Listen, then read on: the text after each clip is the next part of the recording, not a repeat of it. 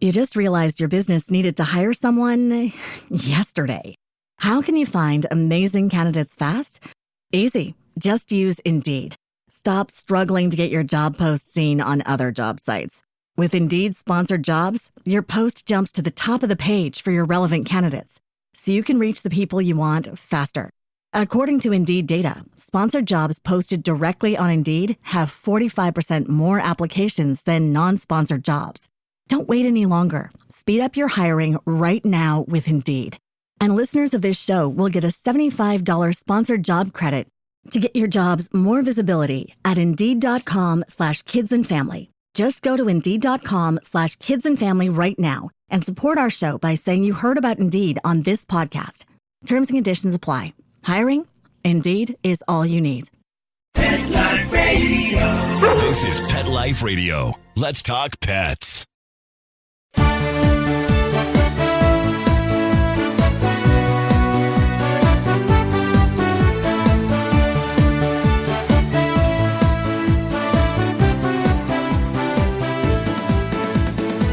Hello, welcome to Canine Master Radio on Pet Life Radio. I'm your host, Chris Onthank, and today I'm joined by Jaimee Kelsey, the Director of Training at Doggone Smart, Norwalk, Connecticut.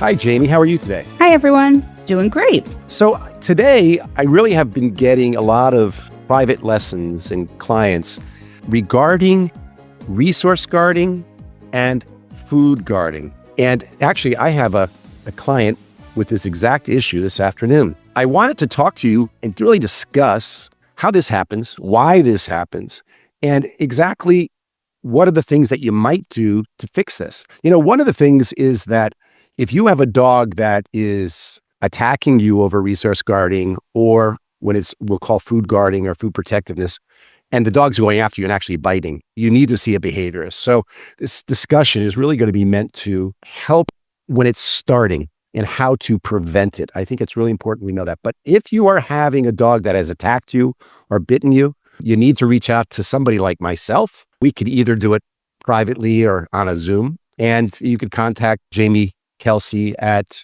Jaimee, Jaimee at doggonesmart.com. That's it.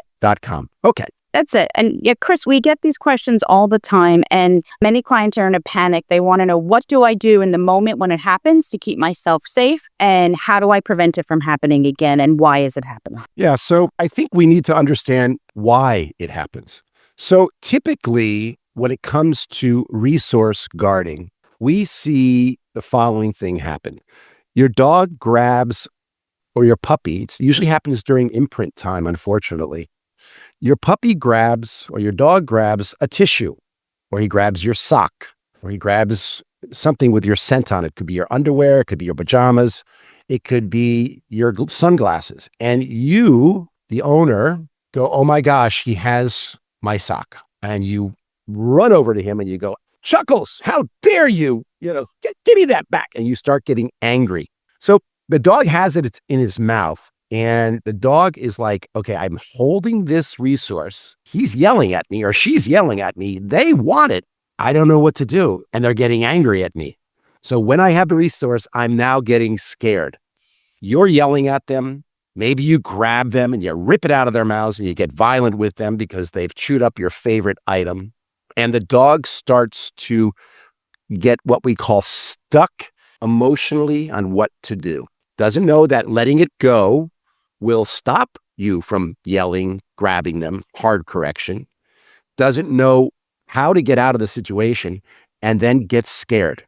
And then what they do is they start to growl, and then you get more angry, and you maybe come down harder on them, and then they're really getting defensive, and that's where it all starts, the aggression. So the worst thing that you can do when it comes to your dog having an item in its mouth is to come down on them and correct them. You miss the training opportunity. The training time is when the dog is thinking about grabbing your sock, thinking about getting that wrapper off of the floor. That's the time to redirect them, to stop them. It's when they're thinking about it. Always in corrections, the best time to correct a dog is when they're thinking about doing the behavior. But in resource guarding, That's where it stops. You do not continue on to correct the dog once they are in possession of the object. You've missed the training opportunity. So, Chris, would you say that the more reaction we have to them having the object makes the resource of a higher value because we want it back so badly? well, that's exactly true. That's a good point. So I think that if the dog thinks that you want it so badly, it must be a resource. It must be something that everybody wants. And because you're getting angry and you're asking for it. So it becomes sort of this vicious circle. And the dogs, what happens is you almost in many cases will see a dog, his eyes will get glazed over. I've had clients say to me, "Oh, my dog almost looks like he's possessed. You know, I see this glaze come over his eyes." And it's not that. What's happening is your dog is stuck in a behavior and he doesn't know how to get out of it. And you're getting angry at him. And all he knows is that he has something in his mouth and you want it. He wants it. Everybody wants it. And it's a scarce resource. So now we are actually creating resource guarding. That's where it starts. It starts with just one hard correction. And I can see sometimes people will grab the dog by the scuff of the neck. They'll yell, they'll scream, and the dog has never seen this kind of reaction before. And unfortunately, the dog has your new pair of socks and you're getting angry and you're, oh my God. Or the dog picked up a rock on your walk and you race to get to the dog. Give me that rock, get it out of its mouth, give me that. And you've missed the timing. So there's something else that happens. There's a syndrome called pica syndrome. Pica syndrome is when a dog starts swallowing the objects. And it really can be quite dangerous to your dog. We see this all the time. We see it all the time. And when people call and talk about resource guarding, I say, has your dog ever ingested and swallowed something? Oh, yeah, we just were in the emergency vet last week. So we see it all the time. Yeah. And listen, if your dog swallows a sock, one of our trainers years ago had a Doberman that would go into her laundry basket and grab her socks and swallow them. And that dog had repeated surgeries over and over again to where they were cutting out parts of the intestines to pull out the socks. So this is a really serious thing. Once your dog starts to ingest items, we got another whole host of problems. And this can easily be fixed before it starts. In other words, this can be prevented, not fixed. I mean, it can be fixed, but it also can be prevented. And so here's what we need to do. When my dog is a puppy and he grabs an object, the first thing is look at the object. Is the object worth fighting over or going after? Maybe he's just figuring out the world around him with his mouth. He's picking up the stick. He's picking up the rock. He's picking up the piece of clothing. He's picking up the shoe and he has it in his mouth. And you know, why don't we just sort of redirect him onto something else? Make it not interesting. Either ignore it, which is if it's not harmful, then just ignore it. The second thing you can do is if it is something that you want, try to distract him onto something else. Grab a treat, get a squeaky ball, something that you want to play with him with so he gets, it's not so interesting. You don't care about that object. The next thing is not, if the dog has the object, many times if they are in possession of it, the last thing you want to do is react. And reactions look like this to your dog. You look at them, you yell at them, you say, Chuckles, don't you dare, he's got it, give that back to me. So now I've made it about the object, okay? So what you want to do is, a lot of times we tell people to put house lines on your dog, and that's like on a flat collar, that's like 4 or 5 foot flat nylon, inexpensive leash that I buy at PetSmart or one of the stores, but it's not an expensive leash. And you take the loop, the handle, you cut that off. And now my dog has a house line on while home and when I'm supervising him, not ever left on unsupervised. So the dog has now my sock in his mouth and I'm not going to look at him. I'm going to kind of back up and I'm going to step on that leash. I'm not going to look at him. I'm not going to say anything to him. I'm going to grab the leash. I'm going to reel him to me, not looking at him. I'm going to bend down. I'm just gently going to take it out of his mouth and continue on playing. Nothing happened. No reaction. The dog is totally all set with that. No eye contact. No eye contact. Exactly. So we do that first, and that's a great first reaction. Okay. So now let's say that someone in the household made it about the object. Or let's say it's a food-based item. It's a wrapper. It's a paper towel with bacon grease in it. Okay. Now we don't want to do, and we're going to say, okay, is the item that he has in his mouth something that is dangerous to him? And this is what you want to ask yourself. Is it dangerous? Is it going to harm him? And is it going to harm my personal property in any way? So those are the things. If it is nothing, why are we making it a big deal? If it is something that is your new pair of pants and he has it, or your brand new shoes, that's something else. And if that's the case, this is what we do. The dog goes over to pick up a pair of shoes. And as he starts walking over to get the shoes, he hasn't grabbed them yet. You correct him. A guttural tone, an instinctive warning. Chuckles. No, no, no, no, no. You correct him there. Now let's say the Chuckles, he doesn't listen to you and he has the object. Okay? Now he has the object. And you go, oh gosh, you're going to say nothing. You are going to go to the pantry or reach into your pocket. You're going to pull out. You just realized your business needed to hire someone yesterday. How can you find amazing candidates fast? Easy. Just use Indeed. Stop struggling to get your job post seen on other job sites. With Indeed sponsored jobs, your post jumps to the top of the page for your relevant candidates, so you can reach the people you want faster. According to Indeed data, sponsored jobs posted directly on Indeed have 45% more applications than non-sponsored jobs. Don't wait any longer. Speed up your hiring right now with Indeed.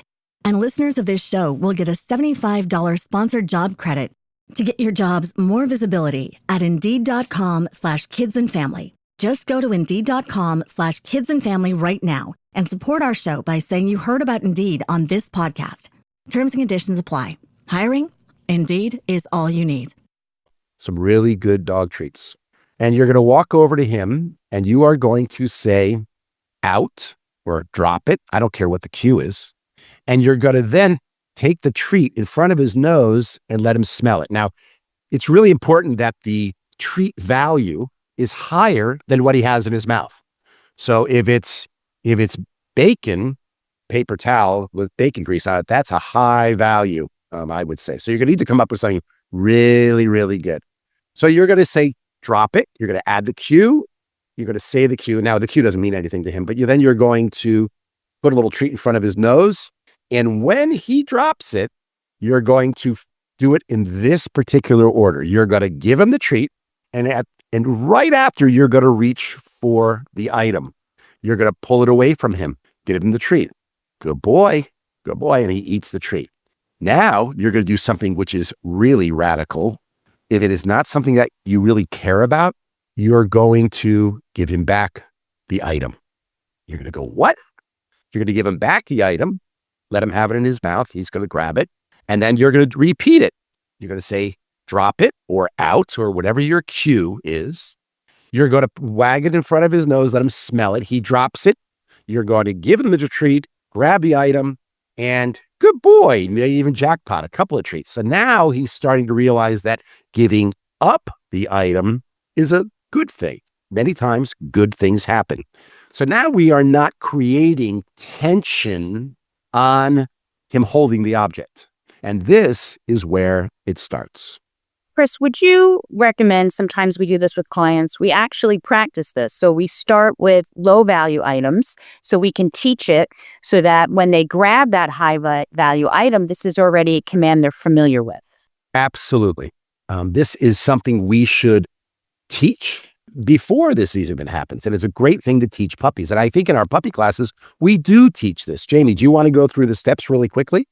Well, we teach a leave it when they're young and use the clicker to kind of mark when they leave the object and come to us. But we do low value items, a paper towel holder. It doesn't smell like bacon grease. We may lead up to it smelling like bacon grease, but we'll teach a leave it and then click and then give them a treat. And so they know leave it means drop it or stop and look at us. And so then we'll do that with low value items. We'll make a course of low value items around the training room and gradually increase the value so that it's a familiar command and it works even with desirable items.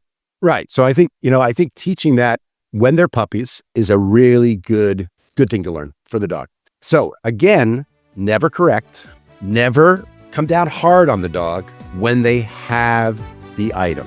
Okay, I think right now is a good time for us to take a break. We're going to come back and we're going to talk about food guarding, over the dog bowl. But I think this is a great place to stop. Stay tuned to Canine Master on Pet Life Radio, and we're going to be right back. Begging to hear more of your favorite show? Full episodes of all our shows are available on demand. Go to PetLifeRadio.com to fetch our entire lineup of Possum Pet podcasts. Also, dig us up in iHeartRadio and iTunes. Let's talk pets. Live and on demand, only from Pet Life Radio. Let's talk pets. Let's talk pets On Pet Life Radio. Pet Life Radio. PetLifeRadio.com.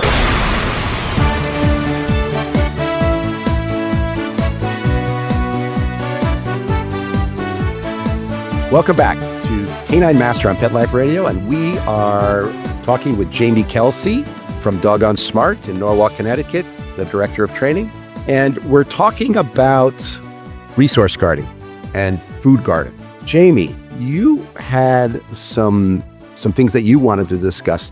Yeah, sure. I mean, we talk about this all the time, our team of trainers, and we always want to understand and learn cause before correction. And we talk about nature versus nurture. We get a lot of clients who've just rescued dogs or looking to rescue a dog, and they ask us, do any breeds have the propensity for maybe food guarding, resource guarding? They have young kids. And so we talk a lot about the breeds that may be prone to this, or more of a nurture type of environment that they came from, that we can predict if the dog will have resource guarding issues and how to modify them.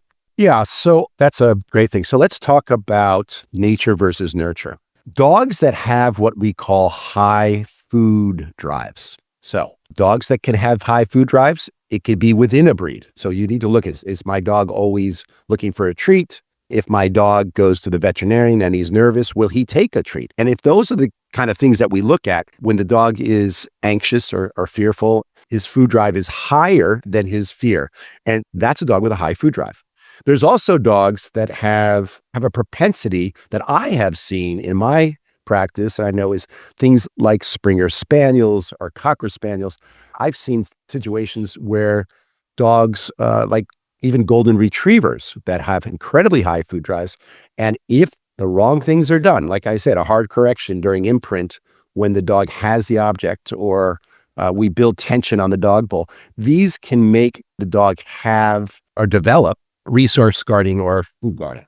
I want to talk about the dog that becomes aggressive when you go near his bowl or you're taking something away from them and you're going. A lot of dogs will become that way. And that generally also is something that develops as the dog grows. There's a bad experience. So let's talk about one of the major behaviors that people train their dogs, and many trainers across the United States and around the world teach this, and it actually helps contribute to food guarding. It's this. I'm preparing my dog's food. I then go walk over to my dog with a big, tasty bowl of food, and I tell my dog to sit. So he sits. And now I say stay, and I place the food bowl down in front of the dog, and I have him wait. This is a disaster. Everybody tries to see, look at the control I have over my dog. But what you're doing is you're creating tension on that food bowl. You're creating that this is a huge resource, something that everybody wants, and the dog is building tension on the food bowl. And by the time you say, okay, or free dog, or whatever your release cue is, and the dog runs over to the bowl and gets it, there's such high intensity around that bowl. And if you go near it, he starts to growl. So food guarding is many times created that way. One of the worst things that we can do. Chris, I just wanted to ask, do you recommend feeding the dogs in the crate or not? There's mixed, feeding in the crate, teach them their crate's a good place, but it also can teach them no one bothers them when they're eating. And then also, if you could speak a little bit about how we prep the puppies when they're eating to be eating with activity around them. Yeah, so I think, a lot of people say, I want my dog to go into the crate and I want to feed him in there because he's really, really nervous. So I think that you need to know the temperament of your dog. If your dog is one that is fearful, that has what we call a cornered response. So if you were to grab your dog from underneath the bed, and your dog tends to hunker down, get scared, and as you're pulling him out from underneath the bed, he's very nervous and tries to hide from you. This is a dog I probably would not start out feeding in the crate. I would actually put the dog bowl in a quiet part in the kitchen, maybe, or wherever you're feeding the dog, a quiet area. I would put the bowl into a corner in the room and place the bowl down there. And then what I would do is leave the dog alone in the very beginning so he's at least comfortable enough to eat.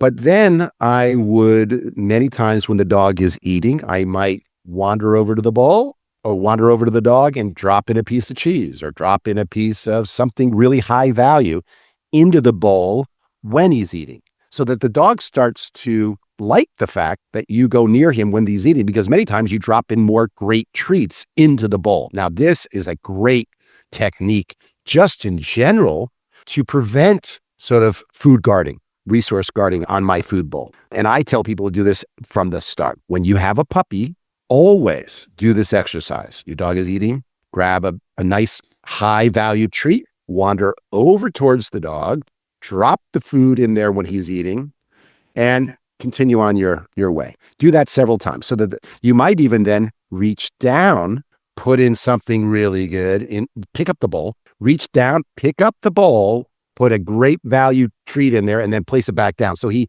actually likes the fact that you go near his bowl, pick up his bowl, and the dog will always think that you near the bowl is a great thing. And then you want to, what we call generalize this, have your son or your child do this. Have somebody else in the house do this, so that the dog starts to welcome people near his bowl because good things happen. That's great. And it's so important, especially with young kids. You know, if they're only putting the puppy in the crate, then they're outside playing with the kids. The puppy finds a chicken bone or something and the kids go near, and it might start to guard that object because it's not used to having that activity around him when he's eating. Right. So now let's talk about, Jaimee, the dog that was adopted. You got him. The dog that now is, when you go near his bowl, he starts tensing up. He hovers over the bowl. He may have a low curling growl. And you're like, oh my gosh, this dog has issues around food.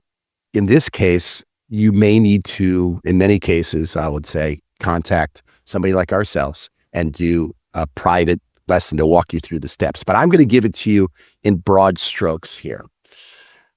When you have a dog that is hunkering down and he's really growling around his food when you go near him, you need to do the following. First of all, you need to make sure that he's not protective of a particular bowl. You might try a new bowl that looks different. But not only that, that's when you start this technique of trying to fix it.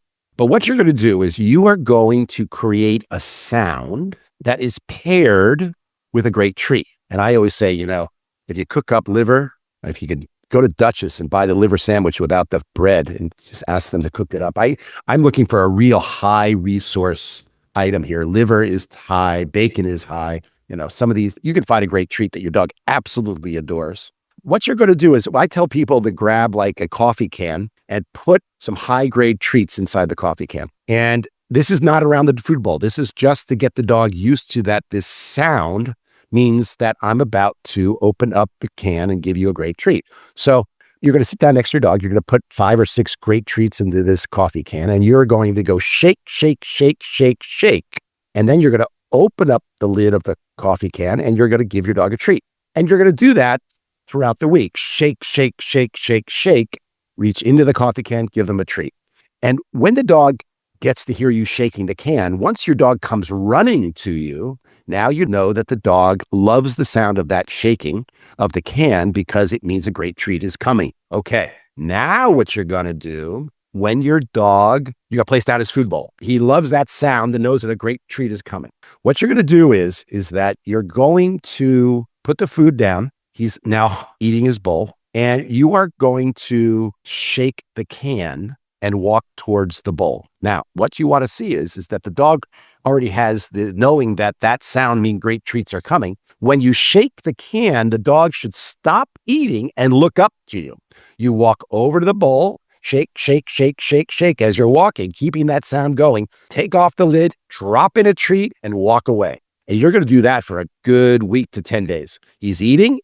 In the midst of his eating, you're going to go shake, shake, shake, shake, shake, lift up the lid, reach into the can, drop a treat into the bowl. And you're going to do that over and over and over again until he starts loving the fact that you walk over to his bowl. The next step is you're going to reduce the amount of shakes. And that you may do over the next few weeks. But this allows the dog to actually like the fact that you go near his bowl when he's eating. And it's a great transition. This technique has further things that we do. And I think, Jaimee, we actually should almost do a whole complete radio show just on how to do this. And maybe that could be part 2 to this. But that's a first step to getting you to be able to go near the bowl when the dog is eating. And then what you may want to do is once the dog understands it and you've done that a few times, then have somebody else in the household do that. If at any time the dog becomes very aggressive or you get worried, it's time to give somebody like us a call and we'll do a lesson with you privately. But that's what you would start doing. Okay. I think that's it for today, Jaimee. I think we've really hit a lot of the issues. Is there anything else that maybe you wanted to touch on? Yeah, if you could just talk a little bit about the difference between, and I know we're wrapping up, but between the dog that growls and then the dog that doesn't give the warning, because we get both with clients and their first question is, well, what do I do when he growls? Do I back away? And then we have clients who say, there's no warning at all. He just goes for me. So can you break down the difference in those reactions? That's actually a good way to end it. So if my dog, because I think we need to, when it comes to food guarding, we do need to be very clear as to when I should call a professional and when I can try treat this by myself.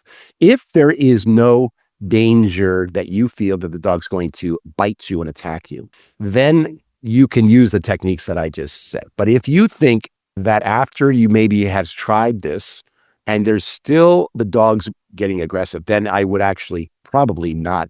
I would probably call a professional. So if my dog is growling because it's a warning. It's a feeling. It's the dog's feeling. I am feeling nervous, worried, scared, and defensive. So in that case, I know my dog would never bite me, or my dog has never gone to that next step. Then you could do the technique that I'm talking about.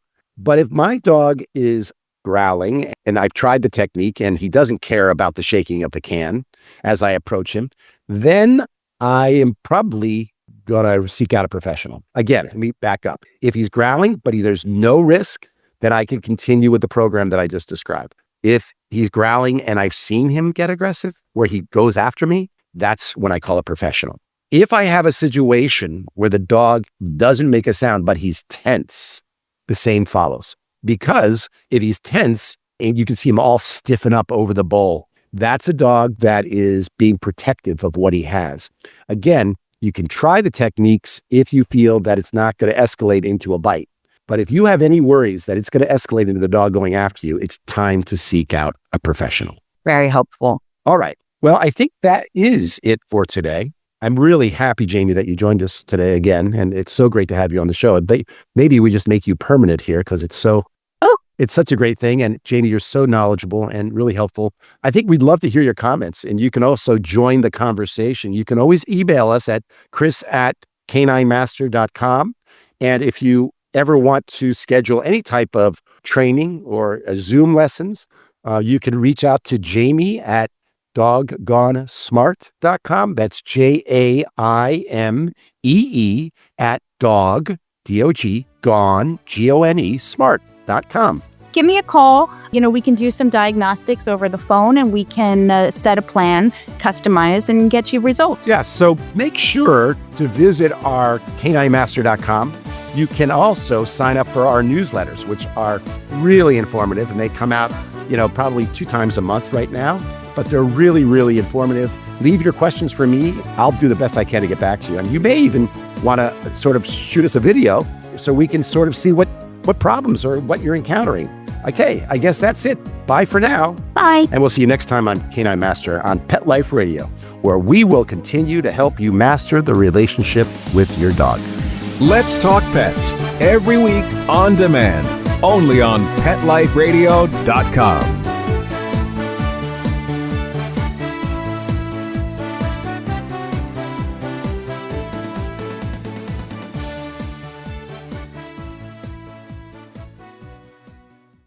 You just realized your business needed to hire someone yesterday. How can you find amazing candidates fast? Easy. Just use Indeed. Stop struggling to get your job post seen on other job sites.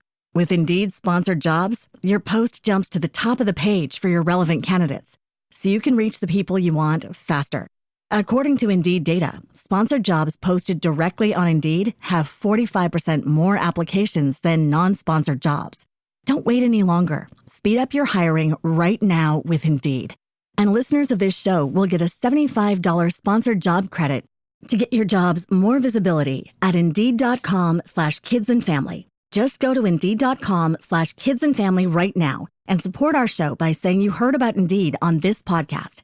Terms and conditions apply. Hiring? Indeed is all you need.